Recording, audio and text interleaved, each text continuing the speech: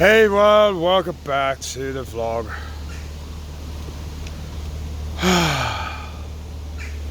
Just want to reach out and say thank you to everyone who's supported me and left some lovely comments over the past few days and weeks, particularly the past few days. And I'd like to extend a big thank you to Colin and Sean from Foxes Afloat. Yeah, really cheered me up, guys. That live stream we did the other night was really good. Exactly what the doctor ordered, actually.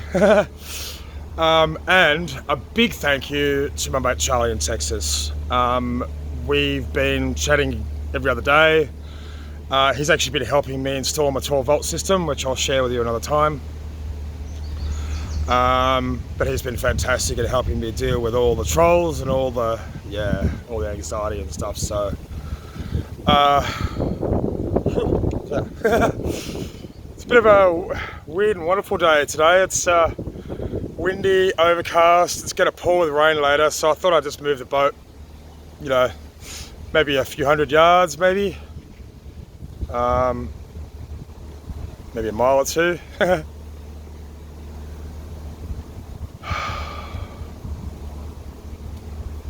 I've got a tripod now, so I can sit back here. You guys can look at the surrounds, enjoy the lovely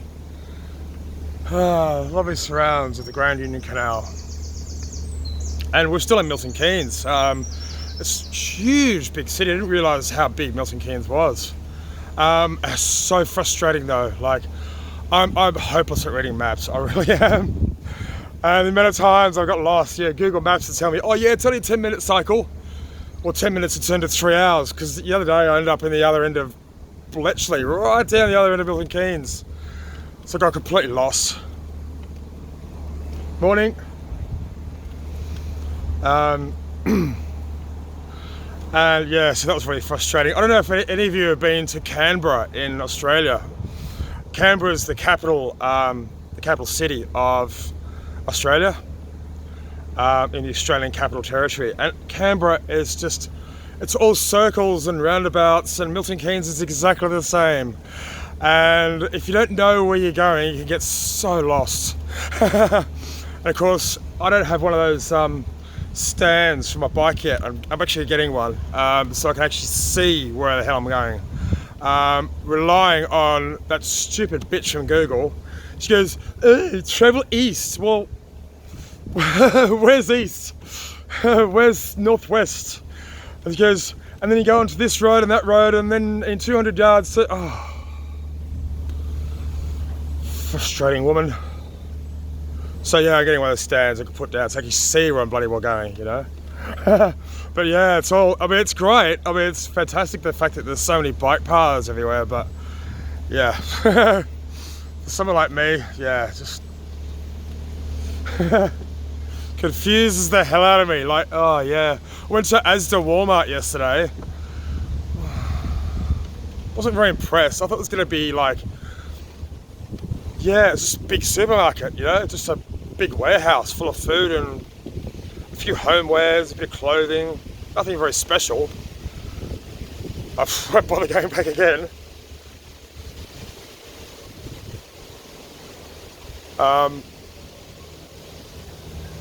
Yeah.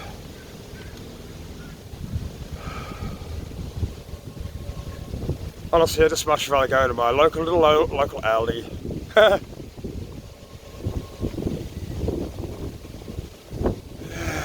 it's got a bit shit now, isn't it? Still, I just, you know, I figure, well, I have cruised in worse conditions, to be fair.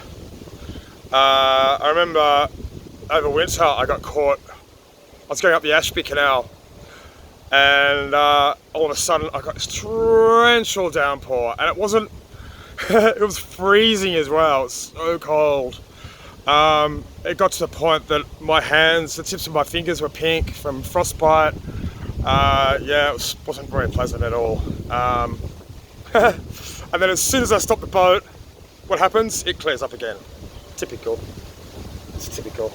So I just figure, well, that's worst case scenario. Anything above and beyond that, I can probably cope with. So little bit of wind around today. It's not too bad.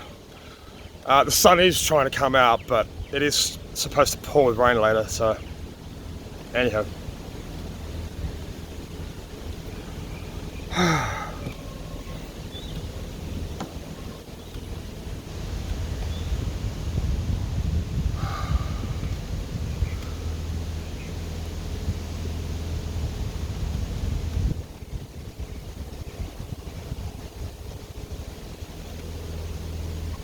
Morning.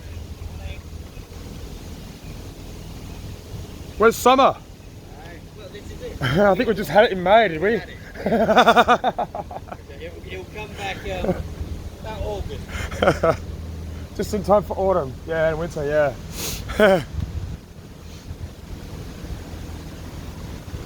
Yeah, I think we just had summer, didn't we, in May? Because every boat I know has had their stove on, and it's the middle of June. Hilarious. Although, yeah, today is kind of humid. It was very humid this morning. A bit cool at about 4 AM when I woke up. So I chucked a couple of sticks on, you know, just to heat the boat up a little bit. But then it got a little bit more humid later on. So I've been out this morning, got water, got petrol. Got a few extra supplies that I missed getting yesterday.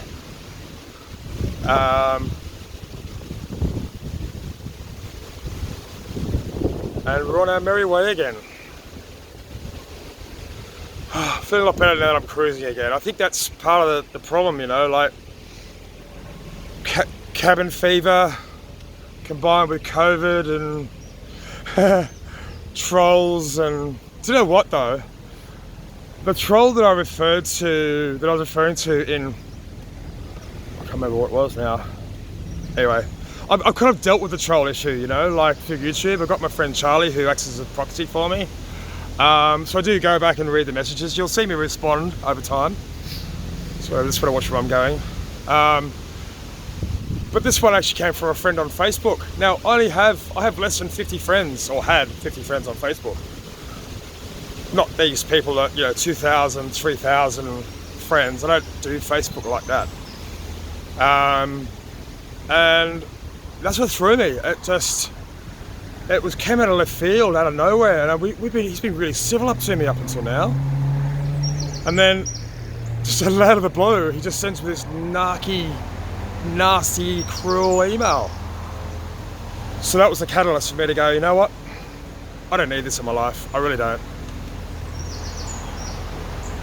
In fact, my partner was telling me that studies have shown that Facebook is not very good for people who suffer from depression. So with that in mind, I've decided to get rid of it completely. All I need really is YouTube and my website, really, and Patreon, yeah. So, yeah. Instagram's gone, Twitter's gone, Facebook's gone. Don't need it. Good morning. That's what I want. I noticed Colin said he got rid of his kayak. I'd love to get a kayak. Although I want something a little bit more stable than the one I had up there. Yeah. And a life jacket, of course. You know, I'm just petrified about falling into the canal. Because when you're in a kayak, you gotta tuck your legs in, and you kind of secure it into it. So if I was to like topple over, I don't think that would be very particularly nice, you know. And of course I'd panic as well.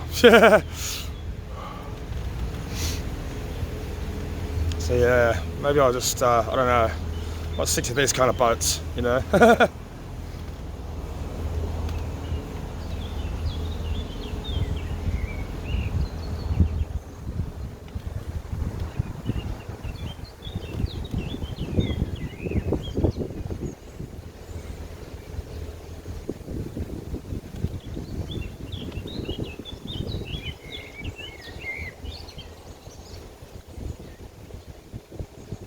Just got to make sure there's smoke coming out of the back of my engine this time, because that's what happened the last time I stopped in Milton, Keynes. It just overheated. I just made sure this morning that the water pump's working, which seems to be working fine. I think it happened to me last year when I was on the Stafford and Worcestershire Canal. And yeah, engine overheated. And it was just, by the time that River Canal Rescue came out, it had fixed itself. So it must have just been a bit of leaf or something got caught up in the water intake or something. So it seems to be fine now.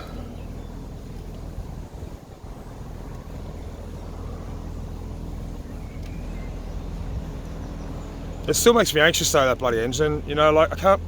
Charlie was telling me, because Charlie knows how to build engines, you know. So he's telling me about how simple diesel engines are and how they're much easier to fix and look after and service and all that kind of stuff. I don't know anything about the outboard engine really. So when he comes over in October, providing we don't have another, COVID wave, when we go on the narrowboat, he's going to show me how the diesel engine actually works and what I need to do when I get my own narrowboat. Yeah, I can't wait. Well, I can't wait for October, but I can't wait to get my narrowboat.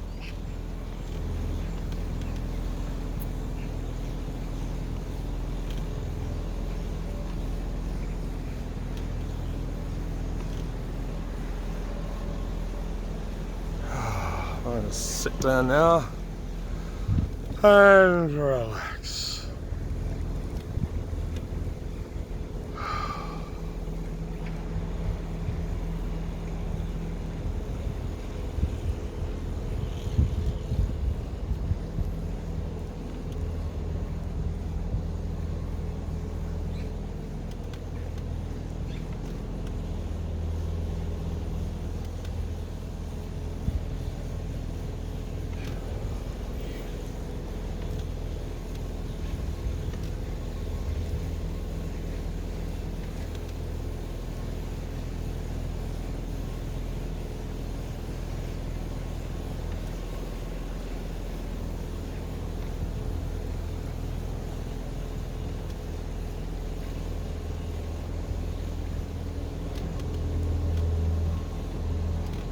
Cute little boat.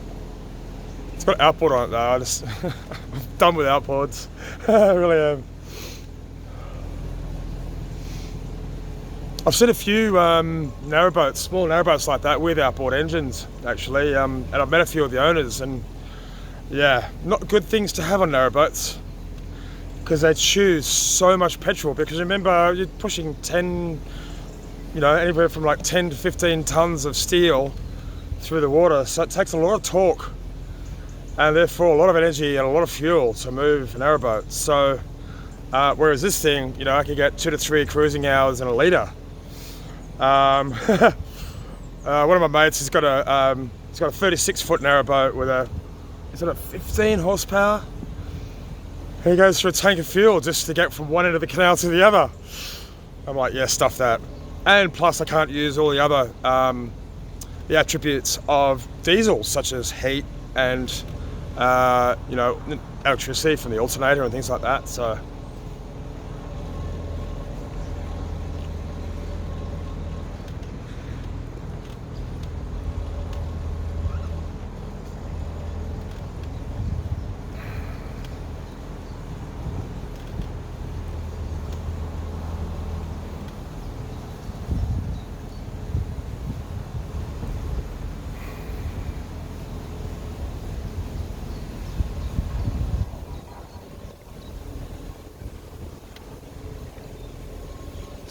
yeah, I'm just going to try and stocked up with everything now, fully self-sufficient now. I've got my 12-volt solar system.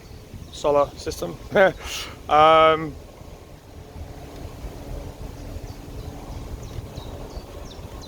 with everything. I'm just going to try and find a nice little country spot that I can escape, because it's Milton Keynes, it's busy as, although I have to admit, I'm getting further closer to London, so it is going to get a lot busier. But that's okay, I'm sure that I'll find little pockets of places I can go,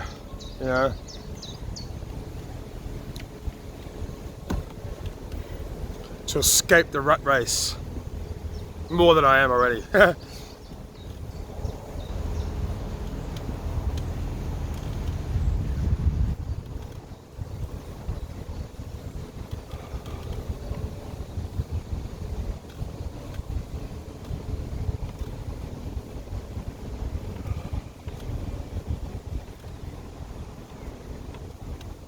Yeah, the thing that really annoys me about the city areas are dogs and dog shit.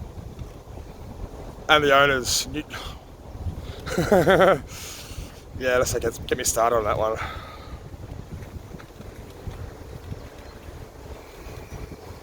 Oh, and cyclists as well. I almost had a cyclist hit me yesterday. I was just doing some stuff on the towpath, emptying my trolley or something like that. And he went shoom straight past me.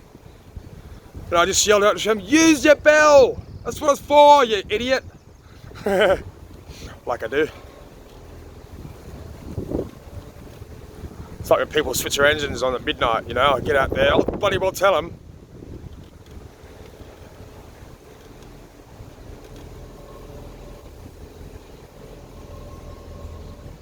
Yeah, I use my bell all the time. When I'm going around corners and I can't see, if I can't see a few feet in front of me, I always ring my bell, because you never know who or what's around the corner, really. And it's the only way to really alert people that you're coming. I don't fly down here usually, unless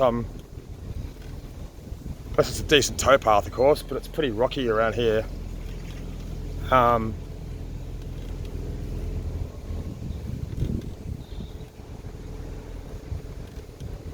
But yeah, it's just...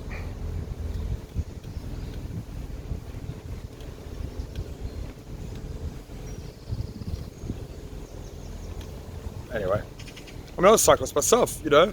You know, like, it's called courtesy, I think, you know. Courtesy, yes. Morning.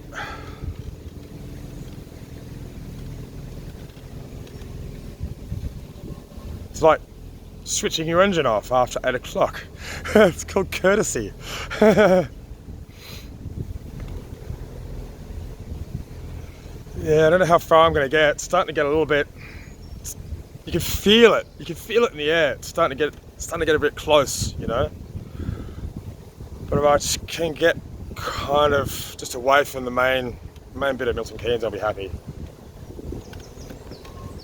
Away from suburbia and into the countryside.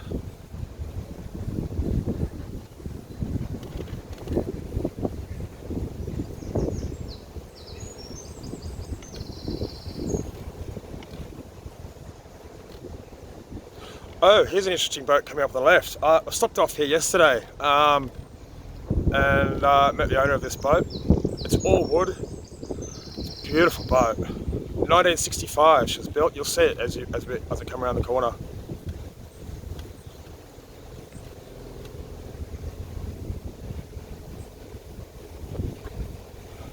So older than this boat and built in wood. Not really sure I'll be getting a wood boat though. I'm sure it's perfectly fine, but just don't know enough about them to be able to maintain them and look after them. Here it is.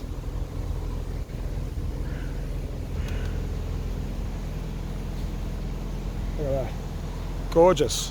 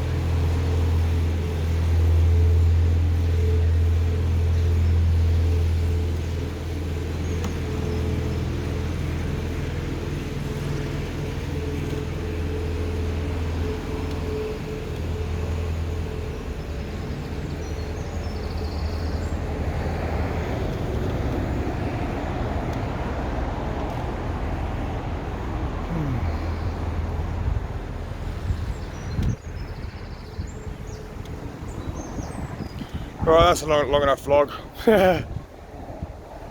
I'll do some cruising stuff now, some cruising videos. Maybe once I get out of Milton Keynes, I'll do some more cruising stuff. But there you go. Nice little update for you. It's been a little while since I've done, well, a week.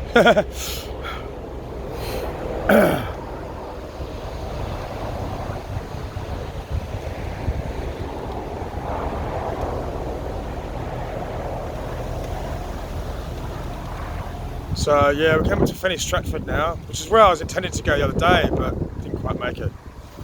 And then I'm just going to try and go beyond Fenny Stratford. It's weird Fenny Stratford. If you didn't even know it, you probably do.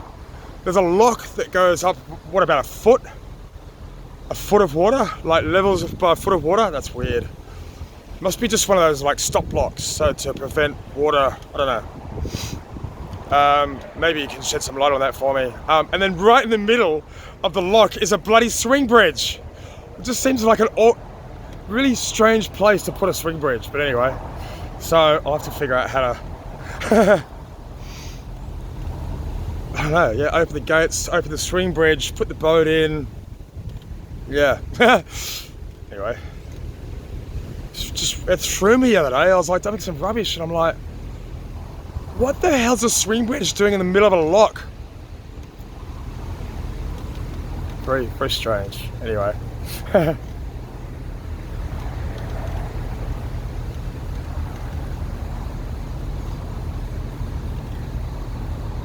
Alright, that's it for me.